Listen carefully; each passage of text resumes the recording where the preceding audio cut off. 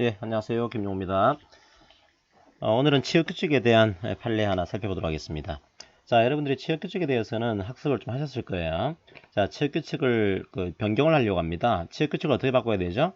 예, 이 취업규칙이 불리하지 않다라고 한다면, 즉 불리한 변경이 아니라고 한다면, 예, 과반수 노조가 있는 경우에는 그 노조, 없는 경우에는 근로자의 과반수에 의견을 들어가지고 바꿀 수가 있었어요. 자, 그런데 이 취업규칙의 변경이 불리하다 그런 경우에는, 예, 과반수 노조가 있는 경우에는 그 노조의 동의, 과반수의 노조가 없는 경우에는 예, 근로자 과반수의 동의를 받아 가지고 바꿔야 된다. 이 내용을 여러분들이 학습을 한 적이 있어요. 자, 그런데 오늘 살펴본 판례는 조금 우리가 배웠던 내용들하고는 뭔가 좀 이상한, 뭔가 다른 그런 내용들이 등장을 좀 하고 있습니다. 자, 한번 사실관계 통해서 이번 판결 내용들을 살펴보도록 하겠습니다. 자, 이제 어떤 그 회사가 있습니다. 정밀기기센터라고 하는 회사가 있었는데, 자, 이 회사에 근로자가 있었고요. 이 근로자는 69년도 1월달에 입사한 근로자입니다. 자, 이 회사가 70년도부터 퇴직금 제도를 시행을 하고 있습니다. 자, 그러던 상황에서 이 회사가 다른 회사로 흡수 통합이 되게 돼요. 어떤 기계금속 시험연구소라고 하는 회사에 흡수 통합이 되게 됩니다. 나중에 이 연구소는 기계연구원으로 이름을 바꾸게 돼요. 79년도 4월 달에 통합이 되게 됩니다. 자, 그런데 이걸 어떻게 통합을 시켰는가 봤더니 승계가 되는 구조를 취한 게 아니고요. 근로자들한테 일괄사직을 시키고 재입사하는 형태를 취했습니다. 그리고 그렇게 하면서 퇴직금을 지급을 하게 되는 이런 구조입니다. 자, 먼저 여러분들이 여기서 파악을 해야 될 게 근로자가 일괄사직을 하고 재입사를 했습니다. 근로관계가 단절이 된 걸까요? 여전히 이어지고 있는 걸까요? 예, 이게 자기의 자발적인 의사로 퇴직하고서 입사한 그런 경우가 아니라고 한다면 회사의 경영 방침에 따라서 그냥 이 재입사를 한 거다. 이런 구조라고 한다면 단절된 게 아닙니다. 근로관계는 지금 현재 승계가 되고 있는 구조예요. 아무리 흡수 통합될 때 퇴직금을 지급을 받았다고 하더라도 근로관계는 승계가 되고 있는 이런 구조로 여러분들이 이해를 하셔야 됩니다. 자, 그걸 전제로 깔고서 다시 설명을 드릴게요. 그러면 이 근로자가 이제 기계금속시험연구소에 입사를 했단 말이에요. 그런데 퇴직금 제도를 80년도에, 즉 흡수 통합한 이후에 80년도에 퇴직금 제도를 불리하게 개정을 하게 됩니다. 그러니까 원래 정밀기기센터에서는 70년도에 시행되고 있던 퇴직금 제도가 있었는데, 자, 새로 들어오고 난 다음에 퇴직금 제도를 불리하게 개정을 했어요. 자, 만약에 근로관계가 승계가 되고 있다고 한다면 어떻게 해야 되죠? 예, 불리하게 개정을 하기 위해서는 근로자 과반수가 동의를 해야 됩니다. 물론 과반수 노조가 있는 경우에는 그 노조가 동의를 해야겠죠. 자, 어쨌든 이 근로자의 과반수가 동의하지 않은 채로 80년도에 퇴직금 제도를 불리하게 개정을 하게 됩니다.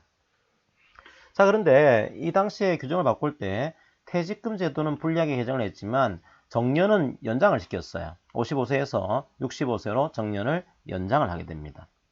자, 그리고 어느 정도 호봉 조정을 좀 했어요. 조정을 하면서 임금을 인상을 하게 됩니다. 그러니까 이제 흡수통합을 하면서 호봉을 좀 조정한 거죠. 임금이 인상이 된 겁니다.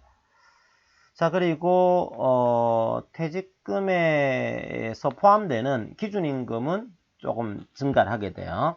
그러니까 퇴직금 제도는 불리하게 개정이 됐지만 각종의 정년이라든지 임금 같은 것들은 올라가게 되는, 자, 이런 구조가 만들어진 거죠. 자, 그런 상황에서 이 근로자가 96년도 1월 달에 퇴직을 하게 됩니다. 자, 여기서 질문. 자, 96년도 1월 달에 퇴직한 이 근로자에게 과연 정밀기계센터에서 시행되고 있던 1970년도에 시행되던 퇴직금 제도를 적용을 해야 될까요? 아니면 80년도에 개정된 그 퇴직금 제도를 적용을 해야 될까요? 자, 어떤 내용을 가지고 퇴직금을 지급을 해야 되겠습니까? 자, 여러분들이 몇 가지 중요한 사항들은 이미 파악을 했습니다.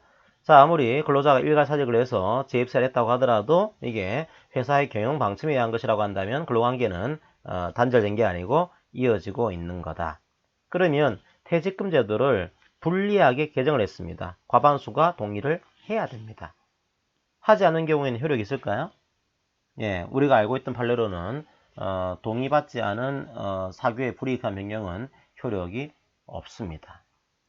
자, 없는데 이 판례에서 상당히 어떤 그 사법 해석의 한계를 좀 뛰어넘는 이런 판결이 나와요. 자, 여러분들이 또 하나 이 체육규칙에 대해서 이해해야 될 법률 중에 하나가 사회 통념상의 합리성이라고 하는 이 이론이 등장하게 돼요.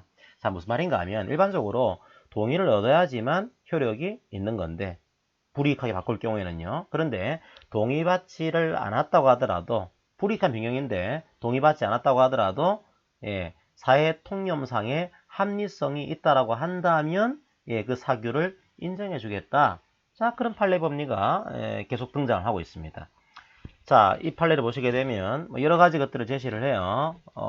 여러 가지 것들을 제시를 하면서 뭐라고 얘기를 하는가 하면 자, 이게 원칙적으로는 동의받지 않은 것은 효력이 없지만 자, 이게 이 조항의 바뀐 조항의 법적인 규범성을 시인할 수 있을 정도로 사회 통념상의 합리성이 있는 불이익한 변경이다. 그때는 이 바뀐 내용의 효력을 인정을 해주겠다. 물론 여기서 중요한 문제는 과연 사회 통념상의 합리성이 있는 거냐 없는 거냐 이런 문제겠죠. 그것들은 종합적으로 고려해서 판단을 하게 됩니다. 자, 그런데 여기서 1차적인 문제는요. 우리 법에서는 뭐라고 했습니까? 불이익하게 변경을 하기 위해서는 과반수가 동의를 해야지만 되는 거다. 이런 내용을 하고 있는 건데 자, 이 판례에서는 과반수가 동의하지 않았더라도 사회 통념상 합리성이 있으면 인정해 주겠다. 자, 이런 내용의 판결이 등장을 한 거기 때문에 일종의 법원이 월권한 거 아니냐 이거예요. 법원은 법을 해석하는 기관인 거죠. 법을 만드는 기관이 아닙니다. 그런데 이미 법에서는 동의가 필요하다고 했는데 자기들이 해석을 할 때는 동의받지 않더라도 인정을 해줄 거야. 사회통념상의 합리성이 있으면 자, 이런 식의 판결이기 때문에 학자들은 이런 판결을 두고서 이거는 사법 해석의 한계를 뛰어넘는 거다. 해석을 하는 기관인 건데 그걸 뛰어넘은 지금 해석을 한 거다. 일종의 입법부의 권한을 침해하고 있는 거다. 이런 비판들을 상당히 많이 받고 있는 거죠. 그래서 법원도 이제 이런 비판들을 고려해서 이제 이후에 나온 판결들을 보시게 되면 사회 통념상의 합리성이라고 하는 이 법리를 포기하진 않았어요. 하지만 이 이론은 아주 제한적으로 엄격하게만 해석하겠다. 이유는요. 본인들도 알고 있는 겁니다. 이게 사법 해석의 한계를 뛰어넘을 수가 있다. 이게 입법자의 권한을 침해할 수도 있다. 이걸 알고 있기 때문에 우리가 이 법리를 포기하진 않겠지만 아주 제한적으로만 판단을 하겠습니다. 그런 태도를 유지를 하고 있습니다.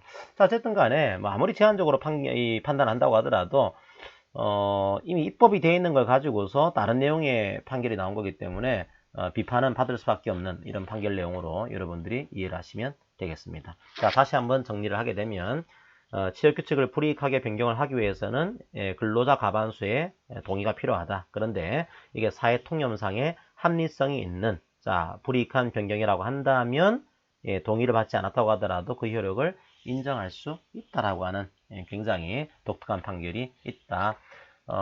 그리고 이 판결은 학자들에게서는 상당히 비판을 받고 있는 그런 판결 내용이다. 이렇게 여러분들이 정리를 하시면 되겠습니다. 자, 오늘 사건은 이것으로 마무리하도록 하겠습니다. 고맙습니다.